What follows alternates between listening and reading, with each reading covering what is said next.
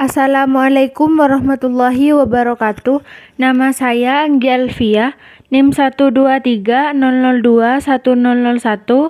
dari Prodi S1 Kebidanan, Universitas Nahdlatul Ulama Surabaya. Di sini saya akan menjelaskan tentang anatomi dan fisiologi sistem saraf. Pengertian sistem saraf. Sistem saraf adalah sistem yang mengatur dan mengendalikan semua kegiatan aktivitas tubuh kita, seperti berjalan, menggerakkan tangan, mengunyah makanan, dan lainnya. Sistem saraf tersusun dari jutaan serabut sel saraf atau neuron yang berkumpul membentuk suatu berkas atau vaskulum. Neuron adalah komponen utama dalam sistem saraf. Sistem saraf adalah sistem koordinasi berupa penghantaran impuls saraf ke susunan saraf pusat, pemrosesan impuls saraf, dan pemberi tanggapan rangsangan. Menurut Feryawati 2006, sistem atau susunan saraf merupakan salah satu bagian terkecil dari organ dalam tubuh, tetapi merupakan bagian yang paling kompleks. Susunan saraf manusia mempunyai arus informasi yang cepat dengan kecepatan pemrosesan yang tinggi dan tergantung pada aktivitas listrik atau impuls saraf, menurut Bahrudin 2013. Susunan saraf pusat. Susunan sistem saraf terbagi secara anatomi yang terdiri dari saraf pusat atau otak dan medula spinalis, dan saraf tepi atau saraf kranial dan spinal. Secara fisiologi yaitu saraf otonom dan saraf somatik. Fungsi sistem saraf. Sistem saraf sebagai sistem koordinasi mempunyai 3 fungsi, yaitu 1. Pengatur atau pengendali kerja organ tubuh, 2. Pusat pengendali tanggapan, 3. Alat komunikasi dengan dunia luar. Sel saraf. Sistem saraf dibentuk oleh jaringan saraf yang terdiri atas beberapa macam sel. Komponen utama sistem saraf adalah sel saraf atau neuron. Neuron atau sel saraf bertanggung jawab atas reaksi, transmisi, dan proses pengenalan rangsang, merangsang aktivitas sel-sel tertentu dan melepas neurotransmitter. Neuron motoris atau eferen berfungsi mengontrol organ sasaran, sedangkan neuron sensoris atau aferen menerima rangsangan dari lingkungan sekitar maupun dari tubuh. Selanjutnya adalah perjalanan saraf. Yang pertama, saraf keluar dari otak menuju organ-organ tubuh seperti mata, telinga, wajah, hidung, dan medula spinalis. 2. Dari medula spinalis, saraf diteruskan menuju bagian tubuh yang lebih rendah, seperti tangan dan kaki. 3. Neuron sensoris menerima rangsangan dari lingkungan diteruskan ke medula spinalis dan secara cepat diteruskan ke otak. 4. Otak mengolah pesan dan memberikan respon. 5. Respon diteruskan oleh neuron motoris ke bagian tubuh yang lain. Selanjutnya adalah cerebrum atau otak besar. Cerebrum atau otak besar merupakan bagian terbesar sistem saraf pusat yang mengisi kavitas kranialis atau batok kepala. 2.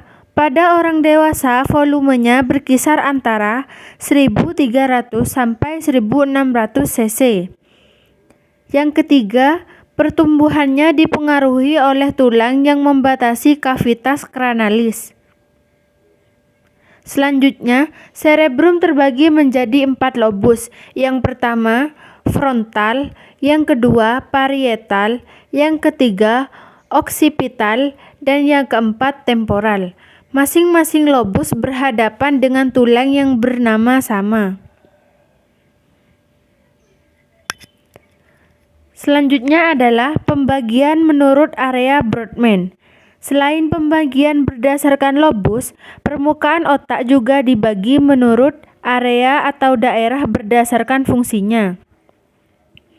Brodmann membagi menjadi 47 area bernomor. Masing-masing area di korteks cerebri ditandai mempunyai fungsi khusus, seperti pusat sensoris, pusat motoris, pusat penglihatan, pusat pendengaran, dan lain-lain. Berikut ini adalah gambar pembagian menurut Brodmann. Selanjutnya adalah sistem limbik. Dikenal juga sebagai emotional brain, terdiri dari talamus, hipotalamus, amigdala, dan hipokampus. Talamus yang pertama adalah memegang peranan penting dalam aktivitas sistem motoris, sistem sensoris, dan fungsi luhur manusia yang berkaitan dengan emosi dan memori. Yang kedua, informasi sensoris masuk ke talamus dibawa oleh neuron sebelum menuju otak besar. Yang ketiga, kerusakan talamus menyebabkan proses kesadaran sensoris terganggu, atau juga disebut dengan thalamic syndrome, ditandai dengan peninggian ambang rasa nyeri, suhu, raba, disertai gangguan emosi. Selanjutnya adalah hipotalamus, berperan penting dalam pengaturan metabolisme, pertumbuhan, dan reproduksi. 2. Berkaitan dengan proses pembentukan hormon. Yang ketiga, termasuk pula dalam fungsi pengaturan emosi sistem limbik. Selanjutnya adalah amigdala, komponen sistem limbik yang berperan dalam proses memori, emosi, dan pengendali rasa takut. Selanjutnya ada hipokampus. Yang pertama, penting dalam proses belajar dan memori. Yang kedua, mengubah memori jangka pendek menjadi lebih permanen. Yang ketiga, proses recall memori, memunculkan kembali informasi yang telah disimpan sebelumnya. Selanjutnya ada cerebellum atau otak kecil. 1. Terletak di bawah lobus occipital. 2. Dihubungkan ke otak melalui pedunculus cerebri. 3. Seperti cerebrum, cerebellum dilapisi oleh lapisan kulit atau korteks. 4. Terdiri dari 2 hemisfer, kanan dan kiri, dihubungkan oleh vermis. Selanjutnya ada cerebellum atau otak kecil. 1. Terletak di bawah lobus occipital. 2. Dihubungkan ke otak melalui pedunculus cerebri. 3. Seperti cerebrum, cerebellum dilapisi oleh lapisan kulit atau korteks. 4. Terdiri dari 2 hemisfer, kanan dan kiri, dihubungkan oleh vermis. 5. Terbagi menjadi lobus-lobus. Lobus anterior menerima rangsang dari medula spinalis dan mengontrol otot anti-gravitasi tubuh atau mengatur postur tubuh. Lobus posterior berhubungan dengan koordinasi gerakan otot dengan cara menghambat gerakan otot yang sifatnya tidak disadari atau involunter. Lobus flocculonodularis berfungsi mempertahankan keseimbangan. Selanjutnya, batang otak. Sebagai jembatan antara otak dan saraf tulang belakang disebut sebagai otak reptil. Selanjutnya, vertebra dan medula spinalis. Vertebra. 1. Vertebra cervicalis ada 7. 2. Vertebra thoracalis ada 12. 3. Vertebra lumbalis ada 5. 4. Vertebra sacralis ada 1. Selanjutnya, medula spinalis. Terletak di dalam vertebra atau tulang belakang, dari foramen magnum sampai vertebra lumbal 1 atau 2. Terdiri atas 31 segmen saraf spinal dan terdiri dari 8 segmen servikal, 12 segmen torakal, 5 segmen lumbal, 5 segmen sakral, dan 1 segmen kokigeal, saraf motorik anterior, dan saraf sensorik posterior. Medula spinalis dibungkus oleh 1. Tulang belakang atau vertebra. Ciri-cirinya keras, melindungi korda spinalis. Yang kedua ada meninges atau selaput. Ada 3 lapis selaput yang membungkus otak. Dan korda spinalis, mengandung cairan cerebrospinal. Selanjutnya ada pelindung otak. 1. Tulang tengkorak atau kranium. Yang kedua ada selaput otak atau meninges. 3. Ada cairan cerebrospinal. 4. Ada blood-brain barrier atau melindungi otak dari bahan-bahan berbahaya. Selanjutnya ada selaput otak atau meninges. Ada 3 lapis selaput yang melindungi otak dan korda spinalis. Yang pertama durameter atau lapisan terluar membentuk kantong di sepanjang korda spinalis. Yang kedua ada arachnoid, lapisan tengah terdiri atas rabut dan kolagen dan elastik dipisahkan dengan durameter oleh ruang subdural. Yang ketiga ada piameter, lapisan terdalam transparan. Melekat erat pada otak, mengandung banyak pembuluh darah, dipisahkan dengan arachnoid oleh ruang supranoid. Selanjutnya cairan cerebrospinal. 1. Volume pada orang dewasa 125 sampai 150 ml. Setiap hari diproduksi sebanyak 400 sampai 500 ml atau 0,36 mili per menit. Yang kedua, letaknya di dalam ruang khusus yang disebut ventricle. Yang ketiga, diproduksi plexus choroideus yang ada dalam ventricle. Selanjutnya, susunan saraf otonom. Susunan saraf otonom atau SSO. Yang pertama, sistem saraf otonom mengatur jaringan dan organ tubuh yang tidak disadari. Yang kedua, jaringan dan organ tubuh yang diatur oleh sistem saraf otonom adalah pembuluh darah dan jantung.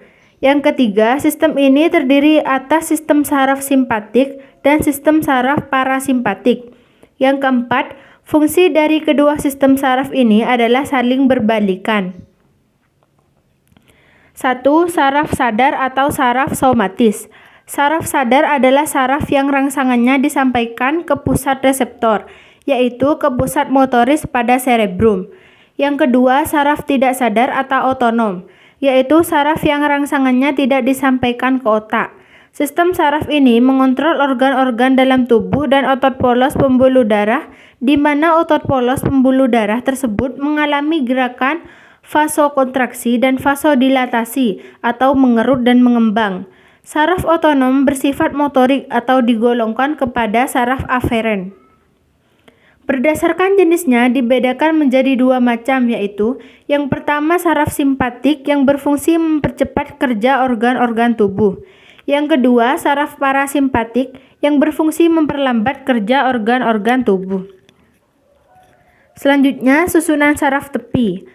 SST berdasarkan divisinya juga dibagi menjadi 2 bagian, yaitu yang pertama divisi sensori atau aferen, yaitu susunan saraf tepi dimulai dari reseptor pada kulit atau otot efektor ke dalam plexus, radix dan seterusnya ke susunan saraf pusat, jadi bersifat ascendens. Yang kedua divisi motorik atau eferen, yang menghubungkan impuls dari SSP ke efektor atau muscle and glands, yang bersifat descendens untuk menjawab impuls yang diterima dari reseptor di kulit dan otot dari lingkungan sekitar. Selanjutnya saraf tepi atau saraf perifer. Sistem saraf perifer dibagi menjadi 2, yaitu 12 pasang saraf serabut otak atau saraf kranial, yang terdiri dari 3 pasang saraf sensori, 5 pasang saraf motori, dan 4 pasang saraf gabungan. Dan 31 pasang saraf sumsum tulang belakang atau saraf spinal, dan terdiri dari 8 pasang saraf leher atau cervical, 12 pasang saraf punggung atau thoracal, 5 pasang saraf pinggang atau lumbal, 5 pasang saraf pinggul atau sakral, dan 1 pasang saraf ekor atau koksigial. Selanjutnya adalah fungsi saraf. Pada tingkatan paling dasar, fungsi sistem saraf adalah untuk mengirimkan sinyal dari satu sel ke sel lain atau dari satu bagian tubuh ke bagian tubuh lain.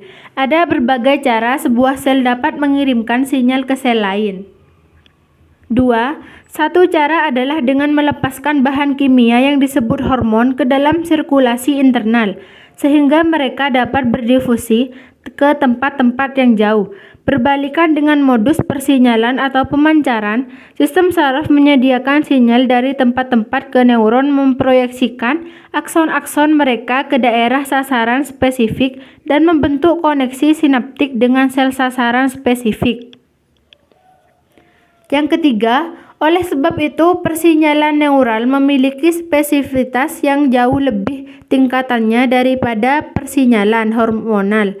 Hal tersebut juga lebih tepat sinyal saraf tercepat berjalan pada kecepatan yang melebihi 100 meter per detik. 5. Pada tingkatan lebih integrasi, fungsi primer sistem saraf adalah untuk mengontrol tubuh. 5. Hal ini dilakukan dengan cara mengambil informasi dari lingkungan dengan menggunakan reseptor sensoris, mengirimkan sinyal yang mengodekan informasi ini ke dalam sistem saraf pusat, memproses informasi untuk menentukan sebuah respon yang tepat, dan mengirim sinyal keluaran ke otot atau kelenjar untuk mengaktifasi respon. Yang keenam, evolusi sebuah sistem saraf kompleks telah memungkinkan berbagai spesies hewan untuk memiliki kemampuan persepsi yang lebih maju seperti pandangan, interaksi sosial yang kompleks, koordinasi sistem organ yang cepat, dan pemrosesan sinyal yang berkesinambungan secara terintegrasi. Yang ketujuh, pada manusia, kecanggihan sistem saraf membuatnya mungkin untuk memiliki bahasa, konsep representasi abstrak, transmisi budaya, dan banyak fitur sosial yang tidak mungkin ada tanpa otak manusia. Sekian presentasi dari saya. Mohon maaf apabila ada kesalahan kata. Wassalamualaikum warahmatullahi wabarakatuh.